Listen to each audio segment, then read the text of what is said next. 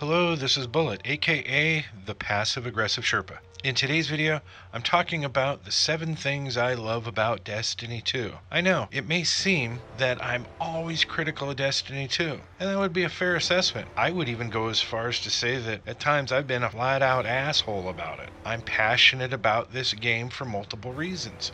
And I don't care who you are, if you're hurting the game I love, it's going to piss me off. But this video isn't about what pisses me off. This video is about the 7 things I love about the game. Some of these things are going to be simple things that I think vastly improve the way we play Destiny. But please keep in mind that some of the things I love about Destiny 2, I might think were better in Destiny. But I'll explain that if and when I get to it. Oh, and one last thing.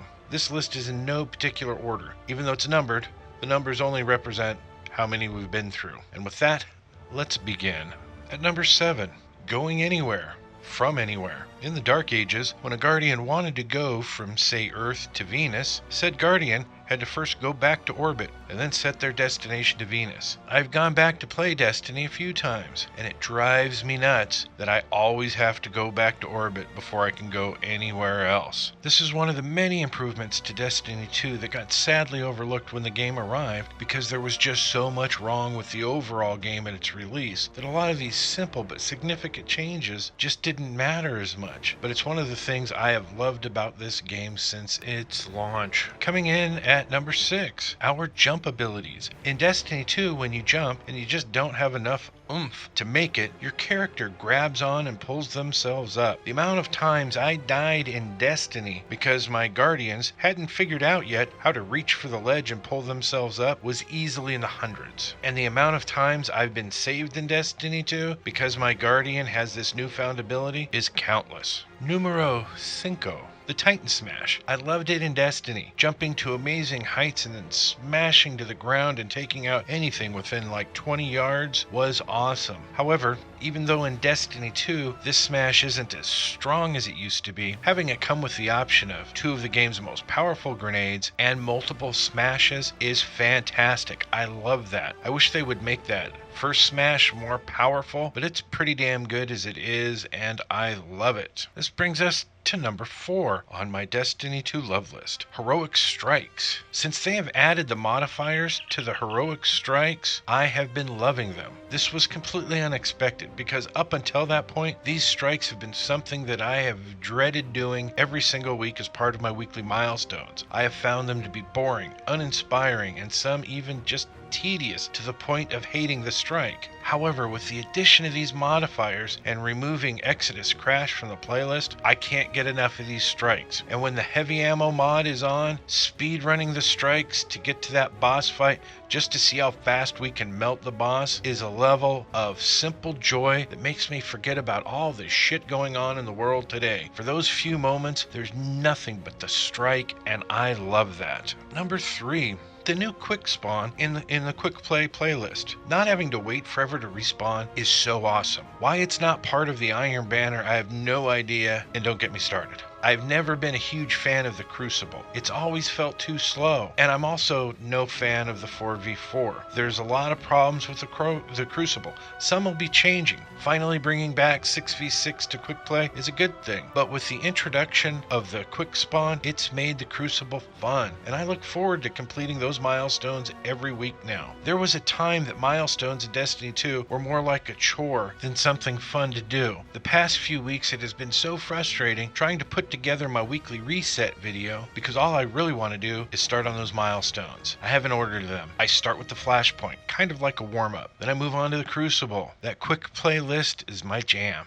Unless Mayhem is active that week. Then I play that. And when the milestones are done on all 3 characters, I usually jump right back into Mayhem because it's got best of both worlds. Quick spawn and tons of abilities. I love that shit. Now on to number 2, the people of Bungie. Not so much Bungie itself, but many of the people at Bungie. I've never met them. I follow a few of them on Twitter, and they mostly ignore anything I say or ask, and I can't blame them. I have said some horrible, mean things about their company. But at the end of the day, though the company has done some things that I strongly disagree with, I look forward to seeing what they have to say in their weekly This Week at Bungie post. I have a lot of respect for these people, and though I am often critical and angry at the things they sometimes do to my game that I truly believe is a mistake, I only offer thoughts and opinions because I care. I used to play Call of Duty heavily, played that game and only that game for over a decade. Sometimes I bring it up, but for the most part, I don't talk about it because I don't care about it. It doesn't deserve my attention. People like Deej, who I've discovered has a fun Instagram account. He takes pictures that can be silly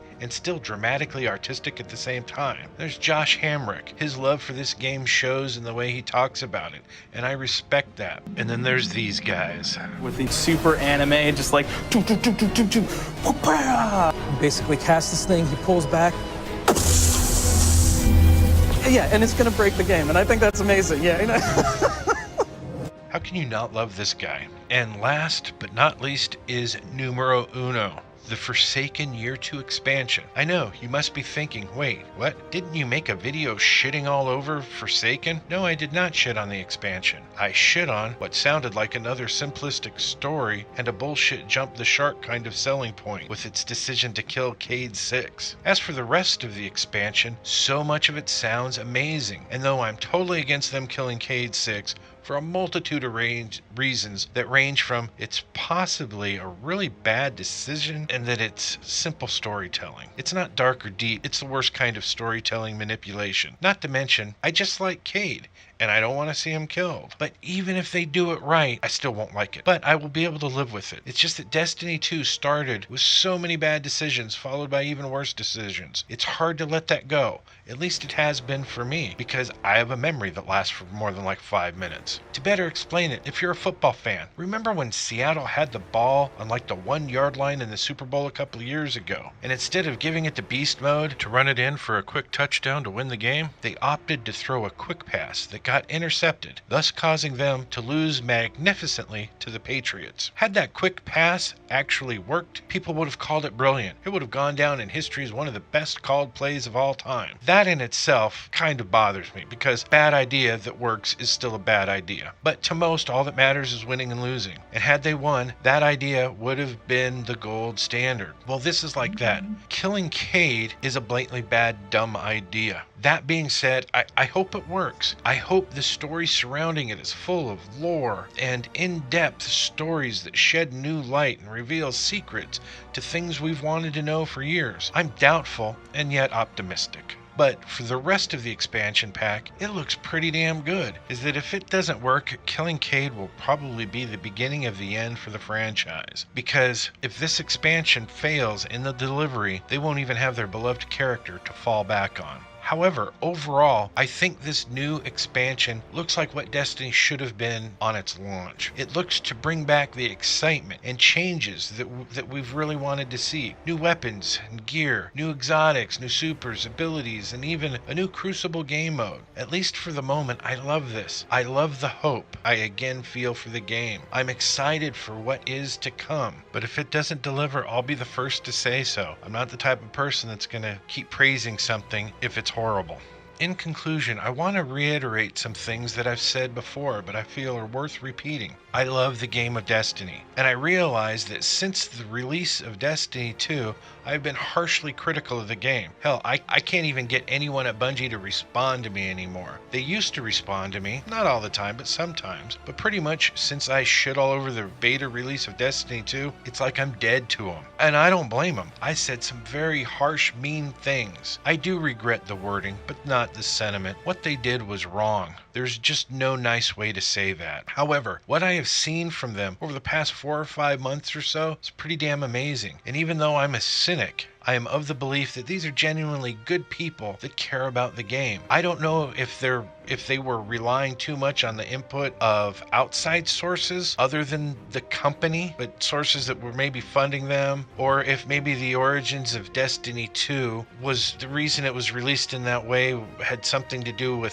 there was a bad management, and it just got it, the one main person making the decisions that decided to change everything and said, let's do this. I don't know if that was the problem or outside input or what. I would love to interview someone there and get the real story as to what happened, because these people that I've listened to, and I follow them on Twitter and some of them on Instagram, and these are not dumb people. These are people that care about the game. I would love to get to the bottom of what happened to make Destiny 2 at its launch the bad thing that it was. But moving past this, as we are rapidly approaching year 2, I am filled with excitement for the game that I haven't felt in a very long time. We can talk all day long about how bad of an idea killing Kate is. We can talk about how terribly shallow the basic story concept for Forsaken is. But there's more to it than that. There is a great potential here, even with this simplistic story concept. Because to be honest, at the end of the day, the campaign doesn't matter as much as what's left to do after the campaign. It could be the most compelling, dark story ever told, but if there's nothing left to do after the story's told, then what? And that's what's important.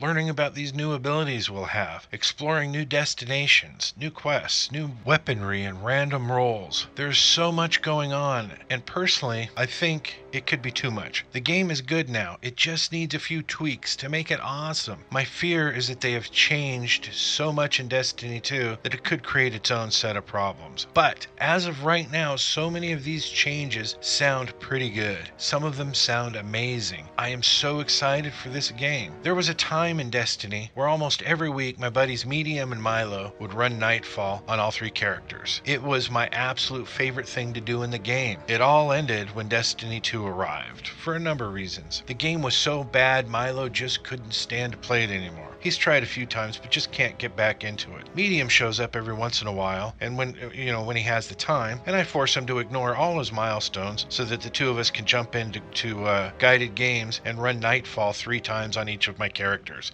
He's only got 1 character and I make him run through it 2 more times. But it's just not the same as it was. I hope in year 2 that we can get back to that, because there were times that we laughed so hard it would get us all killed. I remember almost every time the Iron Banner came around, we would spend at least one night, sometimes all day, playing it just hours on end. This feeling is what I'm looking forward to the most. It's been gone for a long time, and it sounds like it finally might be coming back into the game. And that's why I wanted to make this video, because I still love this game, and I don't spend enough time talking about the things I do love in the game. It's really easy to tear things down, but right now there's just more good going on in Destiny 2 than there is bad, and I really want to focus more on that. Don't get me wrong, I will still rant and rave when I think Bungie does something stupid. However, I just don't like doing that. It's not fun for me. I like making videos of failing to solo Nightfall and showing fun things to do in the game. Anyways, that's about it for this video. As usual, if you like it, maybe hit that like button and subscribe to my channel if you haven't already. And if we could get 1,187 likes on this video, that'd be great. But most of all, thanks for watching. But seriously, subscribe to my channel. It's important.